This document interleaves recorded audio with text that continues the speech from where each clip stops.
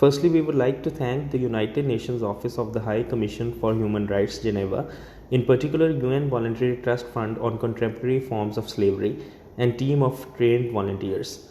The volunteers conducted a research study in 2011 January, including 6 case studies on debt bondage and rights abuse in Brick Kilns Industry, and organized campaign for promoting and protecting rights of female workers in Islamabad, Pakistan. The prime objective of the study was to assess the baseline social economic conditions and respect for rights of the women workers in the suburb of Islamabad. The main focus was to analyze the working conditions and possibility of debt bondage of the female workers engaged in such a hard laborious work of brick kilns. There are dozens of reports on human rights abuses in the media and from the human rights activists groups about the poor living conditions of such women workers. The aim was to conduct this study to explore the factual positions regarding the social and economic living conditions, human rights, and debt bondage of the female workers particularly, and working force of the laborers of the brick kiln in general. The research site for the study consists of Loye Bher Tarlahi, Islamabad. The site is located in the suburb of Islamabad city. This area is known for producing bricks for the rapidly growing construction activities around the city of Islamabad. Data for this study was collected from two main sources: direct interaction with the women workers and brick kiln owners and managers. In this study, women workers refer to those who are under 60 years of age and work in brick kilns with experience of at least 3 months. A cluster sampling technique was initially designed to select a number of brick kilns, from which 254 women respondents were selected, on an average 19 women workers for each brick kiln. All respondents are female and between the ages of 16 to 60 years, while some below 16 years of age, and are also doing work in brick kiln area. 68% respondents are married, while the rest are unmarried and living with their mother or father. Majority of women workers in brick kiln industry perform multiple tasks, including extracting of clay, crushing and grinding of clay, mixing of clay, carrying the clay, and molding of clay into brick shapes. The other most common tasks undertaken by women workers are arranging bricks for drying. They are also well experienced in molding of bricks, while firework for kilns is mostly done by the male workers. Another common task the women undertake is extracting and digging the burnt ashes out of the kiln and dumping the ashes away from the kiln's area without any safety shoes and gloves, which is one of the major reasons of women injuries while working. While exploring the reasons that why the women workers choose to engage themselves in the most laborious work of brick kilns, the study revealed that the family economic hardships appear to be the top reason for women to engage as a labor. Total of 254 respondents, 93% were to work because their family needs money for food, and 80% are forced to work because they have to pay off the debts.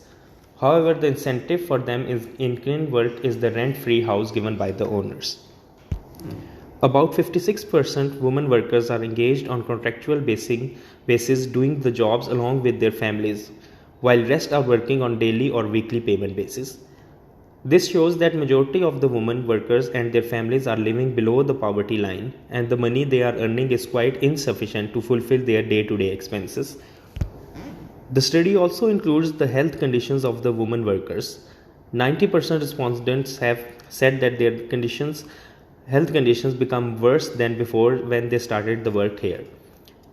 1,524 incidents of injuries were reported in last 2 years that include minor, serious wounds, broken bones, sprains, minor burns, and serious burns. The most common reason is brick falling during load, unload, and pulling of the brick's wheelbarrow. The provision of basic safety equipment is the legal and moral responsibility of the brick kiln owner, but unfortunately the women workers are deprived of these. This study also assessed the available education facilities for the children of the women workers and sought their views towards the education. The data shows that 96% children are not going to school, and most of them are helping hands of their parents. On further probing to know the reason for not sending their children to school, 63% response was that they could not afford it because of poverty, while 29% have the opinion that they are better to become helping hand in their work. In a response to a question that if free schooling becomes available nearby, whether you like to send your kids to school, 95% women's response was affirmative. The study also explored the living conditions of the women workers through assessing the data of the household characteristics. Their houses comprised of 1 or 2 rooms, mostly size of 10 by 10 feet, which also included the cooking space, as they have no separate room for kitchen. The toilets facility is also substandard, and there was also lack of proper system for disposing daily garbage. With regard to drinking water, they have to fetch the water from the common open well, mostly outside of the houses. They have no idea of safe drinking water and not using any method to purify the drinking water. For cooking fuel, 87% of the people are using firewood, which they gather from nearby forest area, and coal is also used for cooking. Other prime objective of the study was to identify and explore the factual positions of respect of human rights, especially for women workers.